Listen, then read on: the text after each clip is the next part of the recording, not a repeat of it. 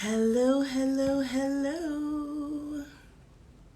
I'm just gonna wait for a couple of you guys to jump in. I'm so excited for today's conversation with Dr. Chrissy. When she jumps on, then I will get her in. Hello, hello, hello.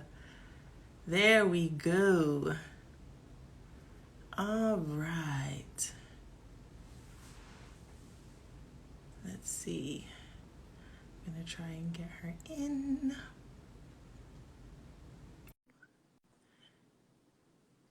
Oh, there she is. I'm getting her in. Hello. Hello. I don't actually know how to do this. I'm like, am I going to be prompted? Do I wait?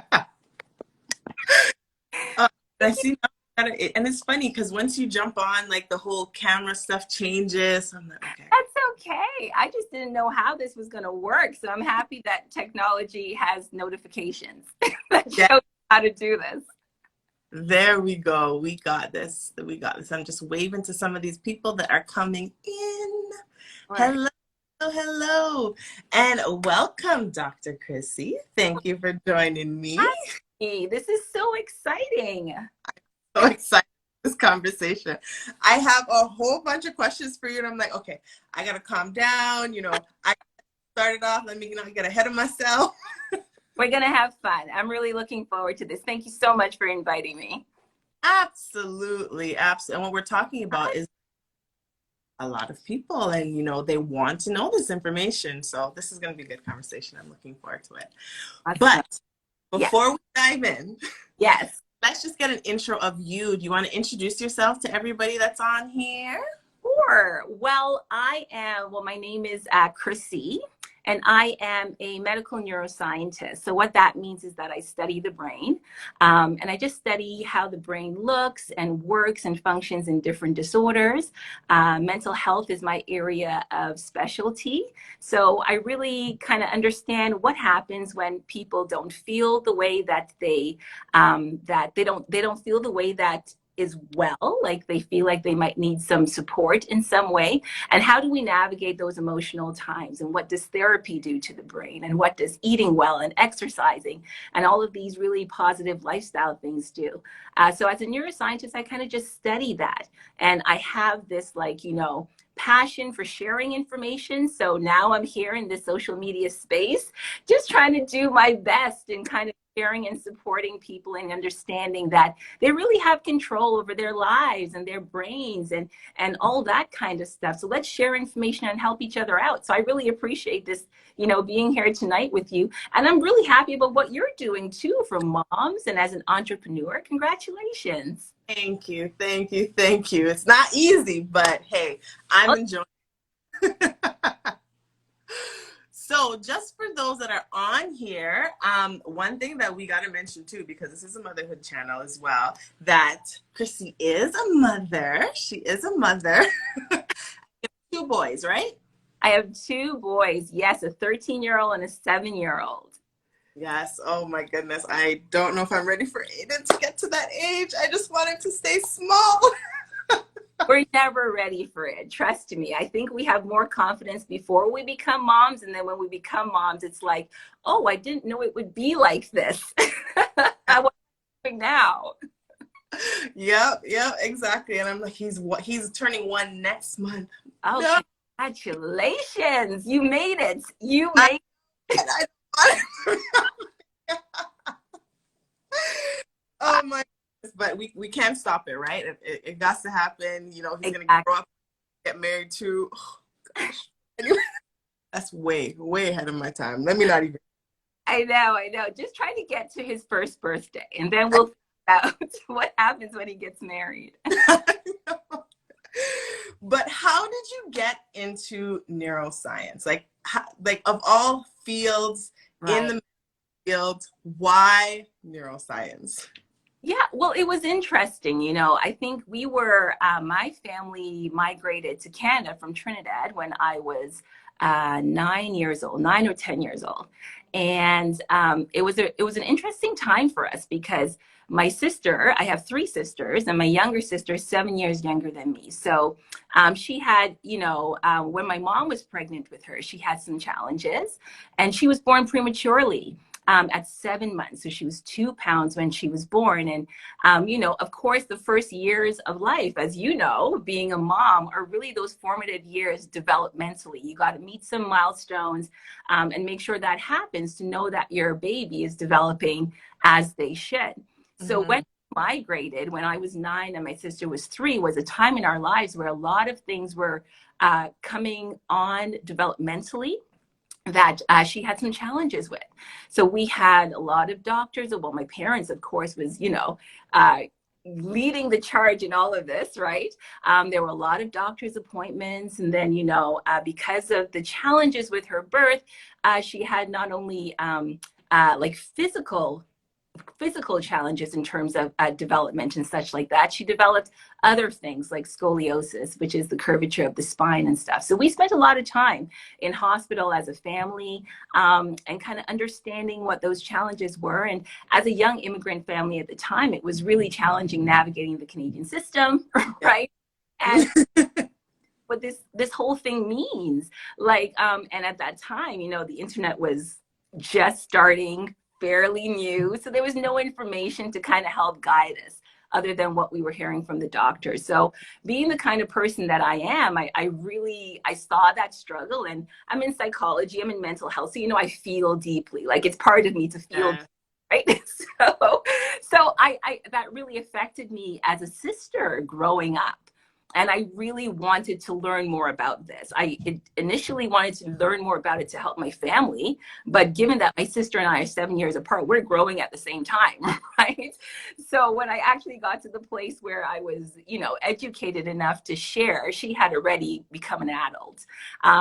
So I really want to give back because I know that there are other families who are potentially experiencing things, medical things, social, emotional things with their kids, and they're just looking for a trusted voice or for trusted information to kind of help them navigate that space. So that was really my motivation, my own family's experience. And then just when I started studying the brain, just literally falling in love with it because it kind of just gelled and jived with everything internally. This is so cool. I think it was also a fascination for how, I'm a Christian, how God can put this all together, right? To help who we are. I was fascinated by that, and it just kept me going more and more and more, trying to figure this thing out to help families, to help my family, to help other families, and kind of just see where it goes as a researcher, kind of answer some unknown questions that we might still have, help as much as I can. And it's funny because two things that I actually want to mention here is I understand as a parent, having child with all these different doctor appointments, because with Aiden, those who story, was constant. We got a break for a couple months, and I think this month we're starting again with our appointments. So I understand, you're worrying. Sometimes I thought of, what did I do? I was pregnant with this child. What did I do? And that gets to you mentally, right? Yeah, it does. It does. Yes. And even like you mentioned, the whole psychology, my background is actually in psychology. That's what I got my education in at York University. Woot woot. But I understand that, to see that, like you said, you feel for people, you feel your family members or friends, when somebody's going through something, you actually feel it. And there's only you can do, and you start searching. And that was one reason why I actually got into psychology, was because I had a family member that had mental illness, and I was like, why do you behave this way? I don't understand what's going on. And learning, you diagnose some stuff that you're not supposed to diagnose when you're studying, but of course, we all do. Exactly, that's what fascinated you, so you got into that field, right? Exactly. And being mom now, even in regard to mental health and going into postpartum and stuff like that, being a mom, was there ever a time that you experienced something, like an emotion that you're experiencing, even if it was just as a, like your being a first time mom, and you were saying, okay, I know what I'm feeling. And at the same time, you're correlating in your head to say, well, the brain is doing this. This is why I'm feeling that. Did you ever experience that? All the time. I am my own psychologist, which I should not, right? Because we all need therapy. We all need therapists, right? Yeah. The well and those who need support just need to be able to talk it through with someone. So I've done that all the time. But being a mom is a very interesting role. It's one that you cannot predict how it will go, because your children themselves are their own individuals. So I have two boys. They came from the same mother and father, and they're so different. Like, they're so different. So whatever you did with the first one is not going to work the same way with the second one. So I am always second guessing myself. But I'm really, like, just trying my best to make informed decisions, my husband and I. And then too, you have that dynamic in a marriage where you think differently from your spouse, and you might have different ways of approaching this situation in front of you. So really, day by day, communication. I'm married, of course. The communication between myself and my husband is so important. And then also just supporting the kids the best we can in that moment, in that situation. And I constantly second guess myself, but I just say I do the best I can and I leave the rest in God's hands. That's literally what I say. That's all you can do. Yeah. Yes. But when we talk about postpartum, because we're going to get into a little bit of postpartum first, but when we talk about postpartum, what actually happens in the brain? Like, I know it has to do with some hormones, but what's actually happening? It's a whole thing, right? And I want to start off first because some people call it baby blues. That's another kind of term that's been coined that goes around a lot. And there's a difference between postpartum and baby blues, right? It has to do with more the intensity of the symptoms you're experiencing and the length of time. And you're absolutely right. When we think about pregnancy and what the body goes through, we know that there are physical changes. Your husband sounds like an awesome person. That's my husband. Hey, awesome. I saw his name pop up, so I got a little distracted. Anyway. Hey, husband. Mine is on here too, clapping. So, hey, we got... I see your husband in the chat too. Okay. Back on topic. No, but so I think we sometimes forget that the physical changes that a mom's body goes through, the brain is part of the body, and it too goes through physical changes when pregnancy happens, right? So we're talking hormonal changes. We're talking things that trigger genetic programming in our body that changes our brain as moms, right? And what tends to happen sometimes when a mother carries a baby, just predicting the life change it would be. They might have pressures at work. They might have to say, how am I going to raise this kid, like financially? Do I have the proper support system? Do I actually know what I'm having? So those situational things, in addition to hormonal changes, might be triggering an emotional response. Something that, can I really handle this? Do I really have everything under control? And that's pretty normal. I think the stats say about up to 70% of moms experience baby blues, right? It's short-lived, however, in those individuals. It does not interfere with their ability to function in their day-to-day lives. And those moms tend not to require kind of medical assistance in dealing with, their irritability or a little bit of anxiety or like spontaneous crying. It's hormones, it's life, it's happening, right? Yeah. Like, caring for a baby around the clock in itself is very tiring and overwhelming, and you're lacking sleep. So these kinds of emotional changes are quite normal. So moms shouldn't feel like I'm not a good mom for feeling a little bit down. Yeah. So I just want to put that out there.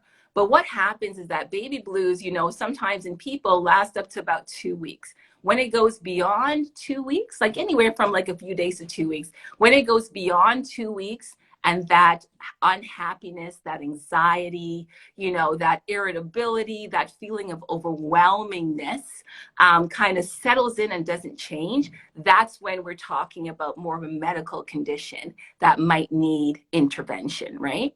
So postpartum depression is what I grew up with it being called.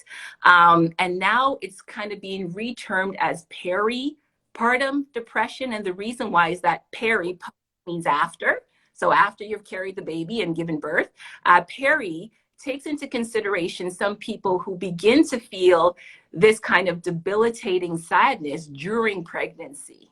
So it's just those words kind of tell you about the timing when depression might start. So now it's being termed peripartum, which means that these kinds of depressive symptoms might start earlier during pregnancy or shortly after childbirth, right? So, and it's a serious condition, but it's very treatable with the right supports. So moms who might be experiencing this, it may be overwhelming in the moment, but there are supports for you. And the symptoms are those of sadness, and potentially being indifferent to the fact that your baby's there, anxiety, you have effects of energy and sleep disturbances and loss of appetite, or even eating more, those things can happen too.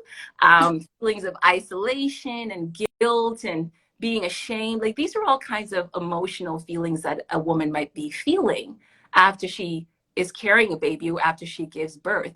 And these feelings might last for it has to last for more than 2 weeks to be a medical condition. It has to last, months or even longer than that for some women. And the stats say that 1 in 7 women experience peripartum depression. So that in itself says that it's quite common.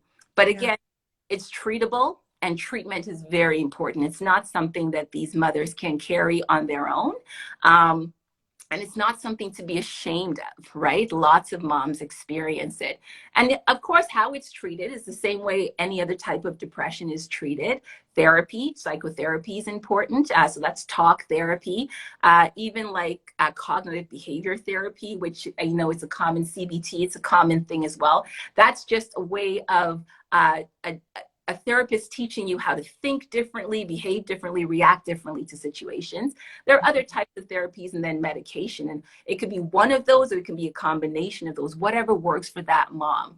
But it is treatable. You can be supported. And the cause is really biological changes in your body, hormonal changes, and just the fact that you're really dealing with a very stressful life change. And you have to pretty much give yourself some grace to get through that. Yeah. No, as anybody who's watching, you'll see I keep looking now because I'm taking notes. This is some information.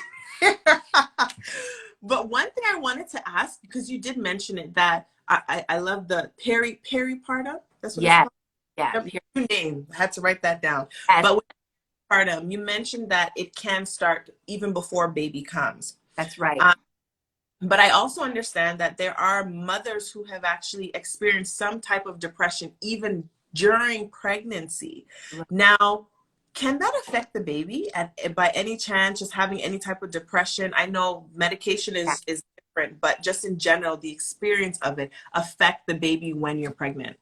Right. So that's a great question. And I think what is interesting here is that what can affect the baby is the associated response of the mom to that child, right? So we're talking about the interaction of mom and the baby afterwards. We're talking about their ability to bond properly, right? And we're talking about their ability to kind of cope with these life changes. Now, of course, a baby is very dependent. So when a baby does not have that maternal support because potentially the mom is experiencing something, it can affect the development of the child, right? It can have that long-term effect.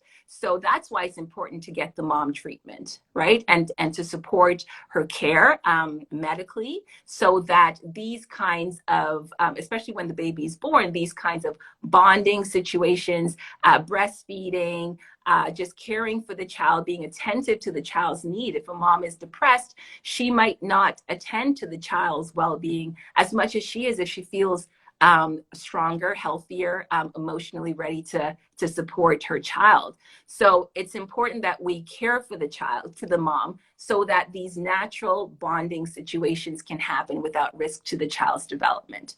That makes sense. So it's more so not necessarily what you're experiencing during pregnancy, but how that can affect after pregnancy with Right. the bonding with the child. That makes sense. That makes sense. Now, As, when and go their own, the baby has its own brain and its own kind of biological system. The yeah, mom is carrying the child, right? So really, it becomes relevant when the mother and father and the mother and child interaction happens.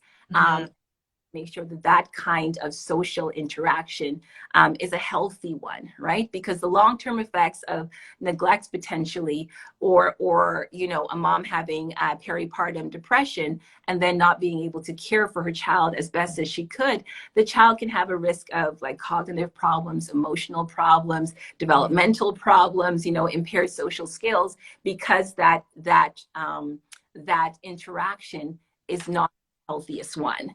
yeah. And For moms. I know sometimes we talk about, the baby blues or Yeah, postpartum. It's like have the baby, you just feel a disconnect. But yeah. I think that there's actually the opposite that happens sometimes. While you're pregnant, you're Mhm. not connected to this baby. Maybe it wasn't a that you necessarily planned, and you're saying my life is going to be changed. And by the time the baby's born, it's like an automatic click. Where's my baby? It's like you turn into a new person when you become a mother, for sure.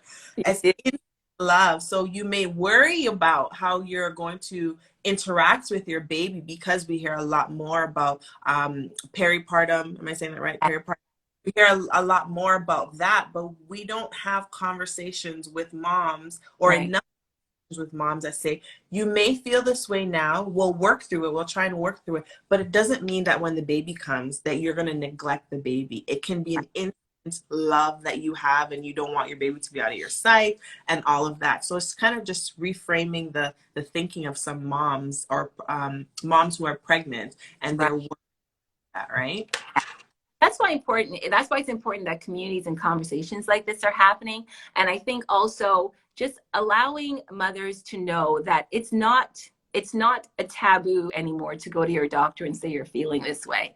Because they're trained to support you. They're trained to help you. They would let you know if you need additional support, whether it's to get connected to a mom group or a mom to be group, whether you need a therapist, whether you need to just talk it through with someone.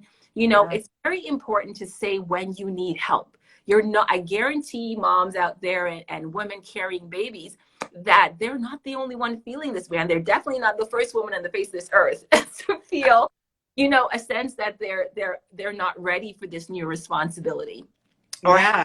lives are going to change. So it's important to ask for help, and if you want to start with your doctor, you can. If you potentially don't have that trusted support system around you, like friends and families that you feel uncomfortable to have these conversations. But the point is that you have to speak, because it's important to get the support that you need so that you are healthy, and then your baby is healthy by extension. Yeah. And I think this is the perfect time to have these conversations, because even when you and I connected, the first thing we thought of was winter blues. Yeah, I couldn't remember the name of the name of it, but you helped me out. Like, yeah, perfect timing. sad. It's called SAD, seasonal affect There disorder. we go. See? And we're in the winter, snow blues. We're here. Yeah. Now, is there, my first question would be, Mhm. since we're in the winter, if there's a mother, and I can speak from my experience after, but if a mother is pregnant and has her baby in the winter, Mhm. right? Is it possible that she will experience, or is it more likely that she may experience not necessarily just sad, but also postpartum depression? Like, is there a correlation between your pregnancy, when you're pregnancy, and experiencing that? Yeah, that's a great question. And I don't know the science behind that, to be honest. Like I haven't looked at those studies to tell you definitively anyway. Yeah. But one, I can tell you, if a mom has experienced depression or anxiety or something in her past, she is more at risk for experiencing again, in her pregnancy or after pregnancy, after she's given birth to her baby, because of hormonal changes, because of this big life event that just happened that is completely changing the dynamic of her world. Kinds of situational things, environmental influences to mood will affect someone, right? So if a mom has experienced depression and anxiety before, she is at a higher risk for experiencing it again in after pregnancy or during pregnancy. The winter months are difficult anyways for anybody because especially in a place where there is winter. Like I know that there's some people watching here who live in warm climates, so they might not experience the same thing like what we're experiencing in Canada. I see you're in, I think she's in Trinidad right now, right? Just arrived today. Oh yeah. Well, Toronto. Yes, but the point is that the winter months are, there she is with her coconut. Okay, back on topic. The point is, with the lack of sunlight that the winter months come, we have less chemical changes in our brain, like that vitamin D is not there for us to metabolize things the same way, right? Or the melatonin is not really flowing as well as it needs to produce, to enhance our sleep in a certain way, right? So the sun and the sun really has an impact on chemical processes in your body that makes your brain more alert, more energized, all those kinds of things. So when the winter months come, we have shorter days, we have less of that kind of vitamin D and melatonin in our system. It affects our ability to feel alert, to get good sleep, to just have those natural benefits to sunlight. So if naturally we experience that, and we're not carrying babies at the time, people who are carrying babies with these hormonal changes and these chemical environmental changes, it's likely that they might, experience some of that pressure more, especially with the situational change of having such a life-changing event, right? So it's important that we keep our eyes on these moms, and that's why public health is so important, and they follow moms right after birth and stuff like that to kind of check that the mom is doing okay and adjusting to this new way of life, because we have to check on them. So the medical system does what they do. Our friends need to as well. If you have a friend who is pregnant during winter, or even just had a baby during winter, just kind of check on them, be supportive in whichever way you can. And just know that we're all in the winter months. The blues are just everywhere. Let's just kind of support each other. In particular, the moms who are already experiencing these hormonal and life changes. Exactly. Like she's the woman supporting woman. Yes, we need, it's key. Yes, hubby. Thank you very much. And even just being like, I personally didn't experience postpartum depression. Right. But the one thing that I will say is I experienced a traumatic time with breastfeeding. So I know what that was like. It's like, what am I doing that's wrong? What am I doing that's wrong? And even with Aiden being born in February, surprisingly, February 23rd, and he was born on a sunny day. So I'm very happy about that. But being with winter blues, or sad and postpartum, my understanding is postpartum doesn't necessarily always happen right after birth. Like it can happen months later. Right. So if that does happen, and say, I'll give you a scenario, I have my baby in the summer and now it's winter time, and I'm now experiencing some different emotions that I wasn't necessarily experiencing before. How can I differentiate between sad and postpartum? Like, how would I know what to look for and say, okay, this is why I'm feeling the way that I'm feeling? Right. Now, I think if you're feeling off anyways, you try to do things to help yourself. So so I'm going to tell you, this is staged answers. This is not the end of the answer what I'm going to say. This is the beginning. So I always when we're feeling off, it's important that, we try to get enough sleep, because sleep does affect how well we show up cognitively. So we sure we're getting enough sleep. We try to eat balanced diets, because what we eat, our brain chemicals, neurochemicals, are built from the food we eat. We digest stuff, we break it down. Some of it gets sucked into our GI, our digestive system. It decomposes it, makes chemicals, and our body benefits from that. So if we're not eating well, our brain is not getting the fuel it needs to build the helpful chemicals to help us. So it's really important that we're eating well. Try to stay active, exercise, move your body, right? Because that also creates chemical changes in our body that our brain benefits from. So exercising is also important. And just tapping into your social support network. So being around friends and family that are supportive, that can be like, say, listen, I really just need an hour to nap. Can you come watch my kid? Like, you know what I mean? Or like, just be in the house with me. Like, that Like, kind of support. Baby is napping. Eat when baby is eating. Exactly. Yes. So anyway, so these things are really important when we're feeling under the weather, and when we're just feeling like we're a little off. I just need a little bit more burst of energy.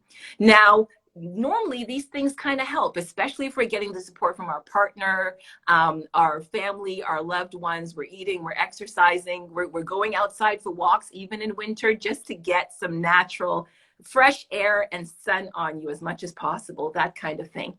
But if these symptoms begin to affect your ability to function in your day-to-day, so when it starts to affect your quality of life and your ability to show up as a mom, as a wife, as just a citizen in the world, that's when we have to say, okay, is something else up here? And especially if those symptoms last longer than 4 weeks, going into a second month or so, we have to say, let's talk to our doctor about these symptoms, and let's kind of see if we need some additional medical support.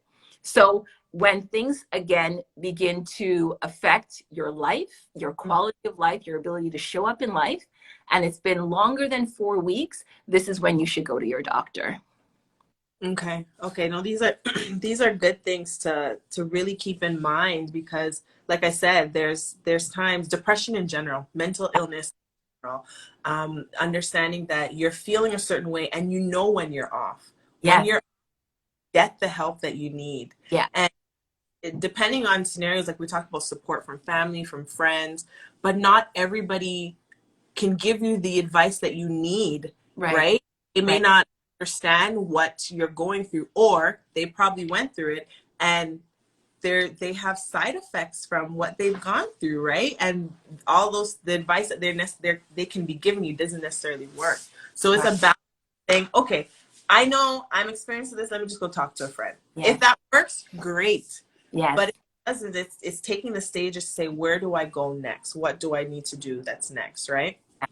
I want to jump in here and say, taking support from someone and advice from someone are two different things, right? Sometimes we don't need advice. Sometimes we just don't need, people's 2 cents coming in to our feelings. But we might need them to be another body in the house to help watch our kid.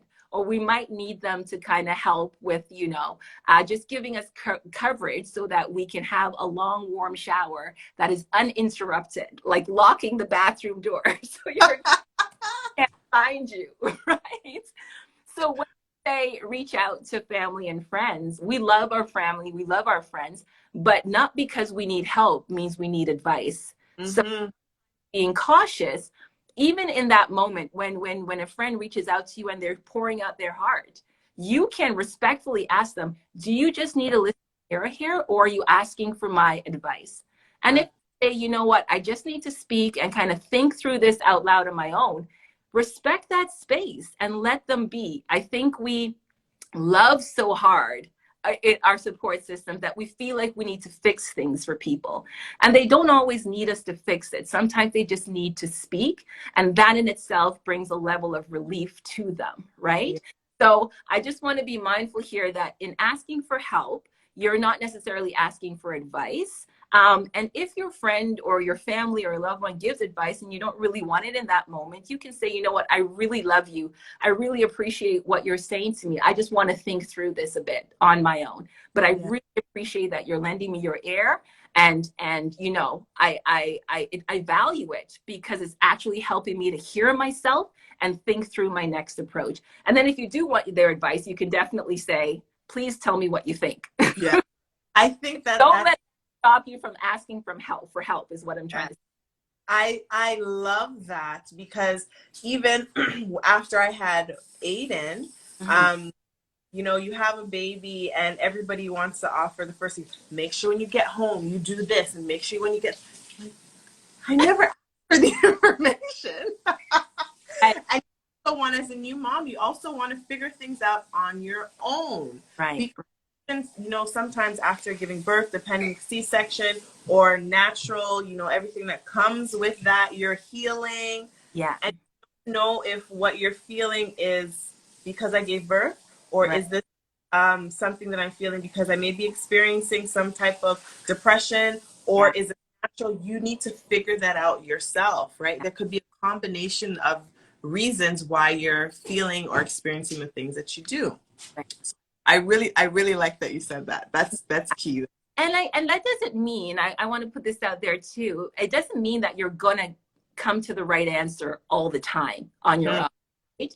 But I think it's important to give people space to be in control of the information that's coming at them, and also to give a space to learn, right? And it might be a bad or a good thing. You might take that person who is not quite open to advice, might take 10 years to get to a place where you could have sent them in 2.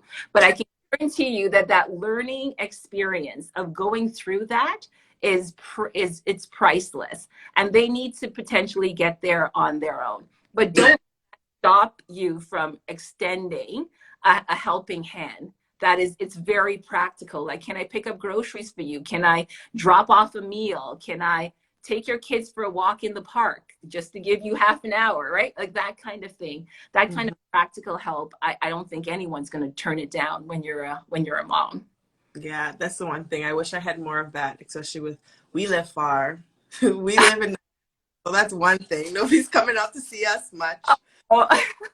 COVID, you know, everything was shut down. You have to be so careful with a newborn, who you're to. So it's, and I feel like, especially with COVID, there have been a lot more people experiencing depression in general, not just mothers, but even mothers going new baby. You don't always know what you're doing, especially if it's your first child. You want to have people around, but then you're balancing how do I have people around because I have COVID and you can't expose. It's a balancing act, which is challenging. Hard. It really, really is hard. Yeah. And you're absolutely right. This COVID thing sends everything upside down.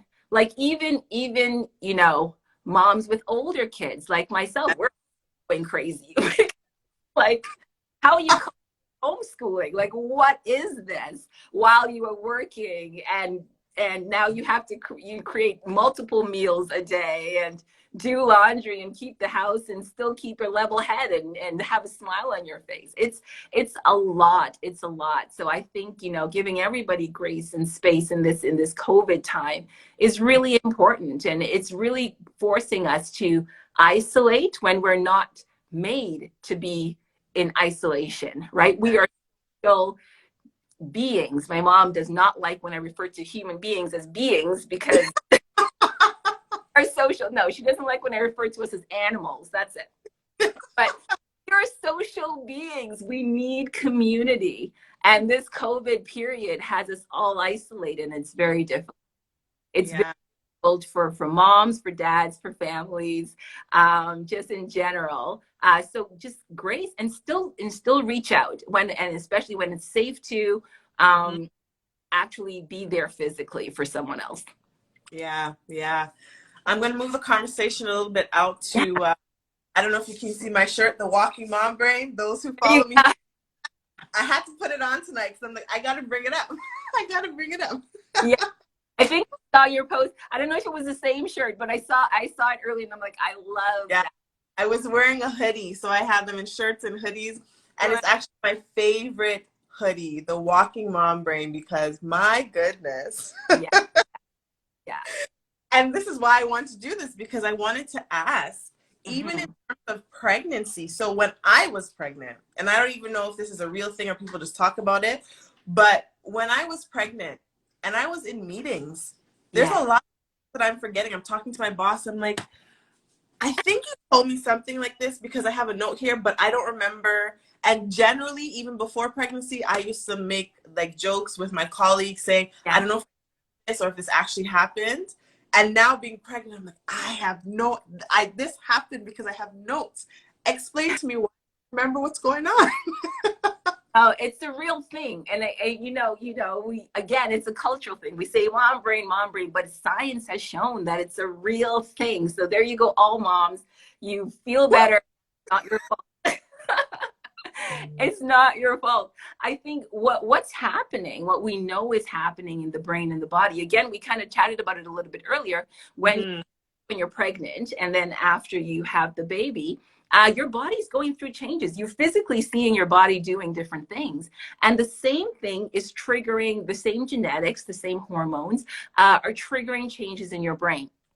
So what science has shown is that our brain becomes more sophisticated in areas that deal with social cognition. I'm going to do some kind of like jargony words, but I'm going to break it down for you after.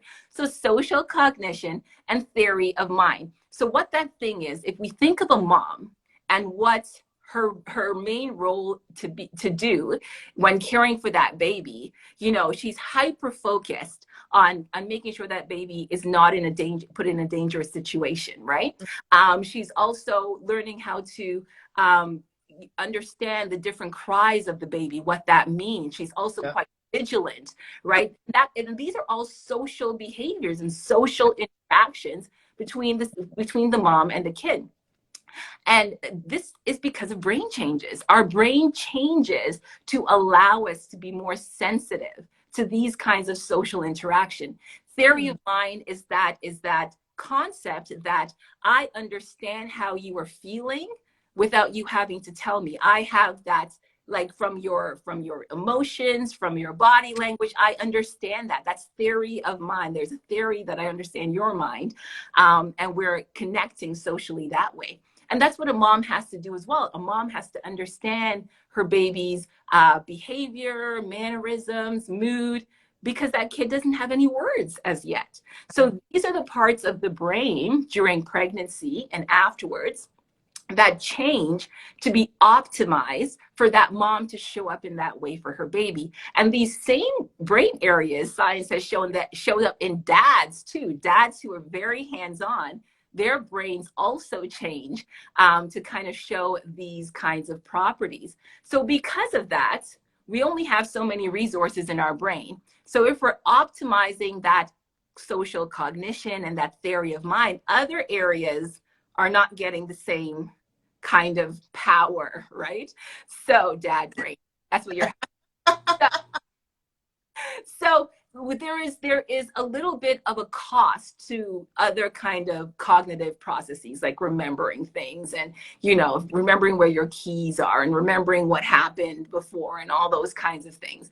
So these are actually very kind of biological things that are happening in our body, and science shows that it lasts for a long time. We have research that shows that these kinds of brain changes are present up to 2 years after the baby has been in the world, right? After the baby's second birthday. And we don't have data longer than that, but we do see that the brain is a different brain after a kid is born than when when before the mom gave birth. So these things are very real, and I mean they're very practical things. So one, give yourself grace. That's it. Like, these are biological changes. Happens. You know what I mean? But there are things that can be done. Like, you be patient with yourself. Know that it's not your fault that your brain is behaving differently. You just had a baby. These are biological changes that your brain is adjusting, right? Be patient with yourself. Make lists. That's what paper is for, paper and pen. That's what your phone is for. Make lists to remind yourself of things, right? Plan ahead when you're leaving the house. Plan the night before how you're going to kind of help yourself get up. Ask for help. Get plenty of sleep. Because the next thing is that sleep can actually affect your babies ruin everything. They definitely challenge life, but there's a level of love and fun as well. That's really, I love that. Get a lot of sleep too, because the lack of sleep can also lead to these kind of cognitive function issues. And sleep really helps in terms of making you more alert. Eat well, of course. So the nutritionist in the chat, can throw this into eating well. Also helps kind of cope with these kinds of things. And then again, make time for yourself. Whether a long shower or a 30-minute walk where someone else is kind of helping you with the kids, just make time for yourself and know that you're not alone. A lot of moms experience it. Some moms experience the opposite. They experience being quite alert instead of being foggy and forgetting. They experience quite alert. So it really comes down to biology and how, the cards you're dealt. I'll take that. Give it to me. Give it to me. Yeah. So I've heard, and obviously, you read things on the internet, you have conversations with people, you don't know if half the stuff is real. But I've heard that, like, when you are going through this mom brain, that you lose brain cells. Is that true? Well, that's interesting. So, what can I tell you? So without scaring you. So they do say, and you don't lose brain cells, but they do say that we have what we call, and again, some jargony stuff, we have white matter and gray matter in the brain, right? And the gray matter is really where our brain cells live and all those kinds of things. And they do say when the symptoms of mom brains show up in brains of moms after they've given birth, they have less gray matter in areas of the brain related to social cognition and theory of mind, those things we were talking about, the ability of the mom to kind of show up for her baby innately, that kind of thing.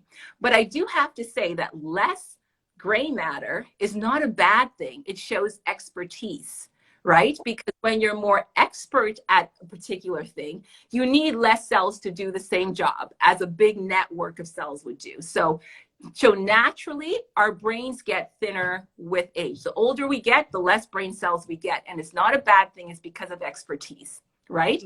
Of course, we have things like dementia. That's a whole other conversation. So we're not even there. But naturally, all of our brains get thinner with age, meaning that we lose brain cells. But moms do lose brain cells, but in the areas of the brain that shows that they have developed expertise in things that innately makes them show up for their babies in ways to keep them healthy and, living life, right? Okay, so if you have more than one child, are you losing more? That's interesting. I don't know, but that would be a really interesting science experiment. I think when you become an expert, you just kind of, I don't know, that's interesting.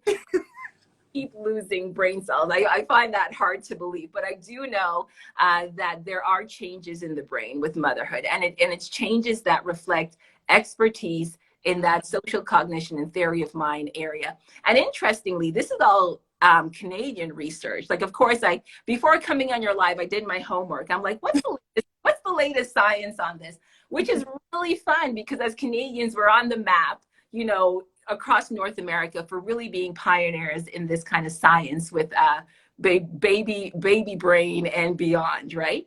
But they show, yes, we do kind of get thinner, our thinner meaning that we're kind of losing brain cells in this area, but it shows expertise. And that's kind of, what we understand. I don't think you keep losing, But our science really only goes 2 years after the mom gave birth to the baby she gave birth for during the study. So that's the limit of science right now that I know of, at least. Hey, I'll take it because it means more expertise. Yes. I have more expertise. I don't want 1,000 kids, but I'll take it. Yes. Of course, in those areas that make you an attentive mom, the rest of your brain is, different. Kind of maintain some of that stuff. Yes. I just lost my train of thought now. I had I'm like, oh, what was I gonna say? I got so caught up in this. But even just in regards to like everything that we've talked about, I know we have a question, so I'll get to that question after. But just in terms of activities, like, is there anything that we can, whether for postpartum depression or mom brain, is there anything that we can do? I know we were talking about enough sleep, like balanced diet, exercise, those kind of things, but I remember seeing on your page something about brain activities, like doing certain brain activities to help you remember, and don't follow you. Is there anything that you can probably recommend to say practice this or do this to try and get your brain going?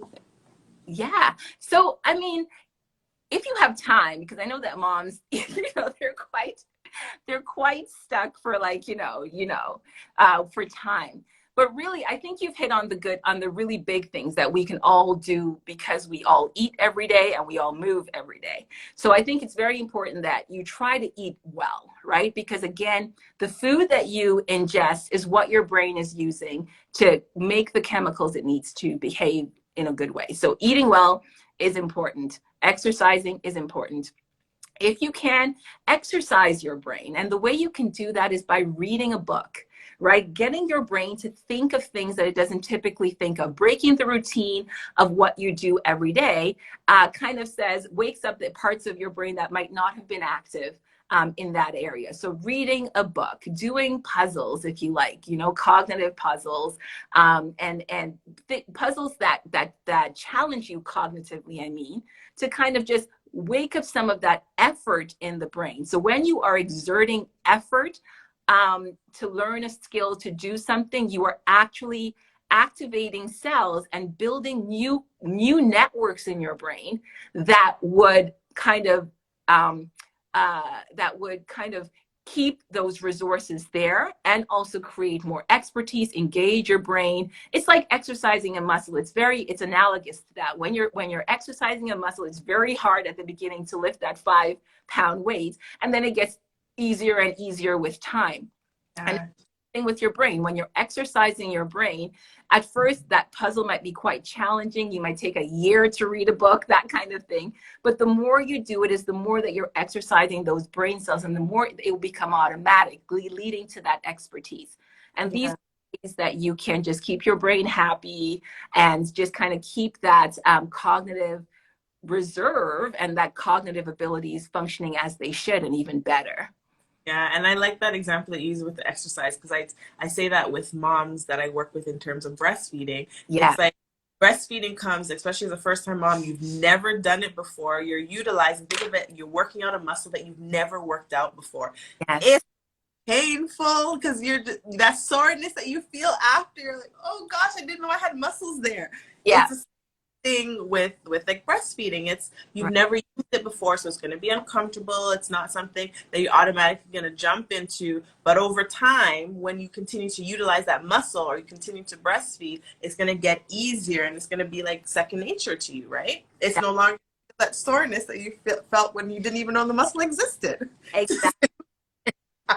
The exact same thing happens with your brain. I think sometimes we think the brain is this mysterious thing, but it's part of our body, and it follows some of the same rules as other parts of the body.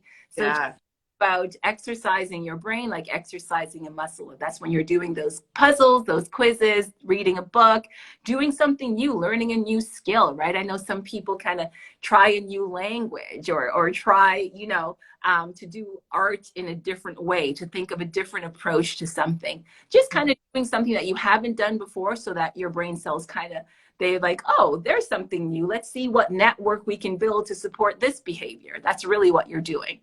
Yeah, no, that's good. Let me just check. I'm seeing there was one question in here. So, does postpartum depression and all of these brain changes also occur in adoptive parents? Ooh, that's a good Mhm. question. That's really interesting. It's a good question. And I don't know the science behind it to Mm, that the same brain changes occur, right? So I don't know definitively what the science says.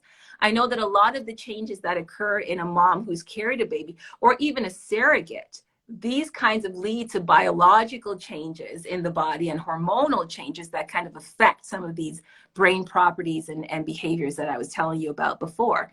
But in adoptive parents, I would think that even that act of, and again, I don't have the science for this, I'm happy to look into it and then, pass it along. But I would think that just that act of bonding, of that social bonding, and that knowing that new dynamic in that relationship, that role, that caregiving role that you have for another person, will trigger some of these social cognitive changes. It does when you get married, for example. It does when you have a very good friend. You know what it does when you have these other social relationships. Your brain changes to kind of to support those relationships. And I can see that same thing potentially happening when you adopt a kid and when you have that new kind of social relationship where there's a dependency, when there is a caregiving role, that with, again, you're practicing, you're building a muscle. So with repeated caregiving, with repeated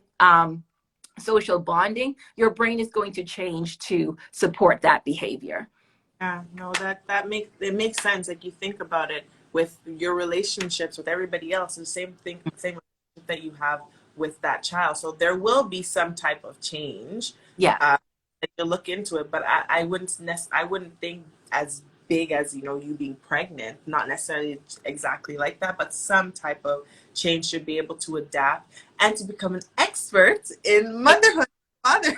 Now, I can tell you for sure there's one chemical that we have in our brain of importance to this. It's called oxytocin. I post about it a lot because I love it. I call it the love brain chemical. And that's really what we call it, right?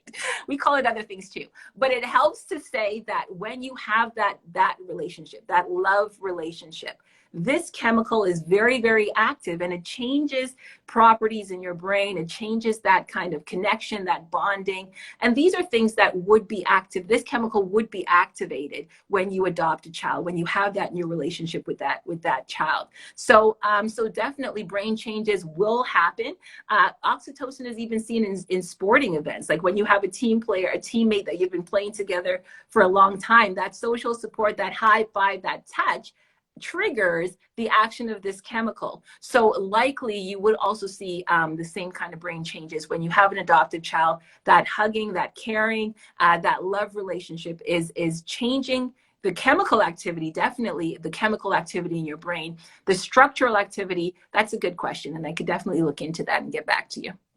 And as you, just because this is not planned, but as you mentioned it, you talk about oxytocin, but Mhm. that's to when you're going through labor and when you're going through delivery, right?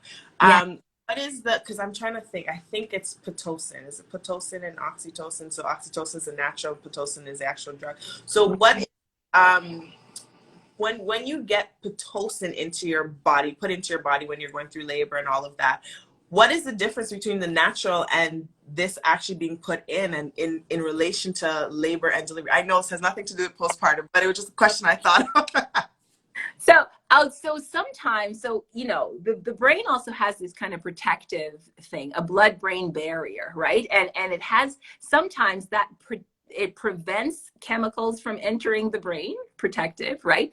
And some other chemicals can actually come in and then have the building blocks or be close enough to the naturally occurring chemical that it would metabolize into the chemical that the brain kind of needs. So sometimes pharmaceutically, we can't introduce, you can take oxytocin, by the way, but you can't always introduce the naturally occurring chemical into the body artificially, like something that looks like the naturally occurring chemical. You have to introduce something that could be metabolized it when introduced to the body, so that it could actually enter into the body and go through the chemical changes. So that might be one of the situations with Pitocin when it's given, right? It will be used by the body to create what it needs, and act similarly, be close enough to the chemical composition that it can be quickly metabolized into it to produce similar behaviors in the body to help the body do what it should. Okay, no, that's good to know.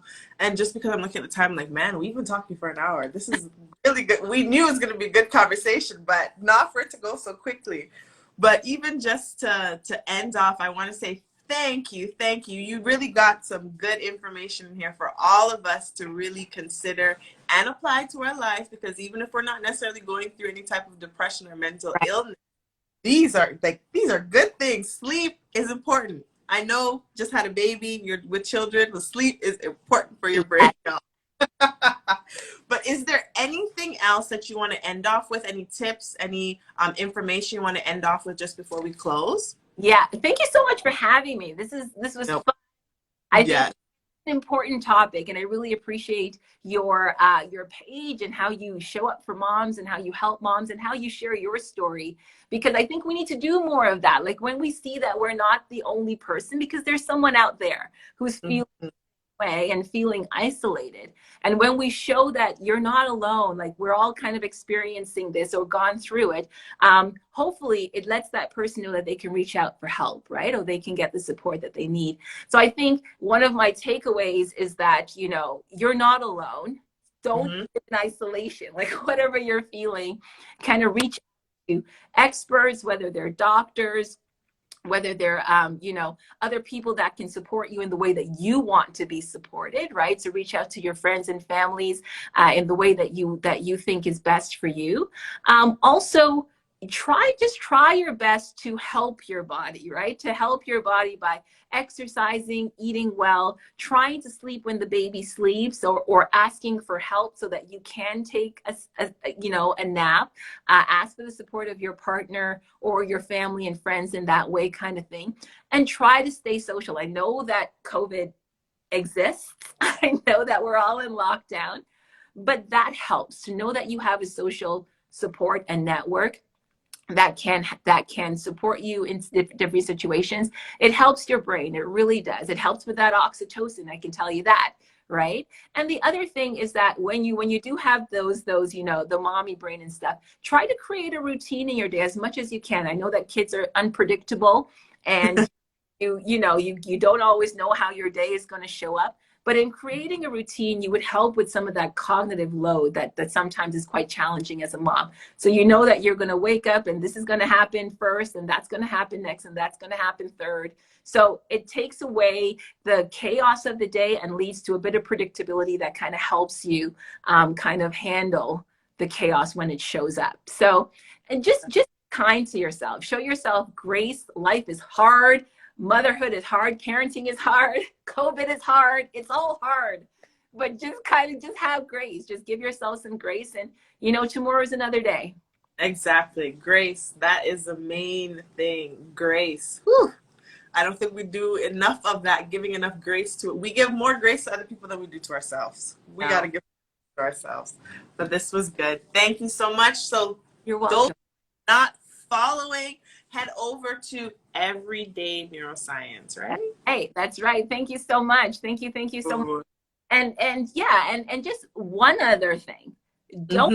If you feel like you need help, especially if you're feeling, you know, those blues or like bouts of, like, you know, irritability and unhappiness and all those kinds of things, please reach out to your doctor. You don't have to do this alone. There is no harm in talking to someone. There's no harm in getting medical support. And it's going to help you feel better. It's going to be for the betterment of yourself, your family, your kids. So don't ever hesitate to reach out for help when you need to. Yes, I think that's key, because we, in our community, we shy away from getting help when we're like, come on, everybody else is doing it and they're doing much better. We got to do it too. Let's go. Are getting better. I will say that our community has gotten a lot better from years before. We are going out there and we're talking about mental health, not just for women, but also for men. So I'm proud of us. Give all those on here a hand. Yes. Thank you. But I think we need to do this again. I feel like there's so much more that we could talk about. And you and I will probably connect maybe later on in the year. Who knows? But this was really good conversation.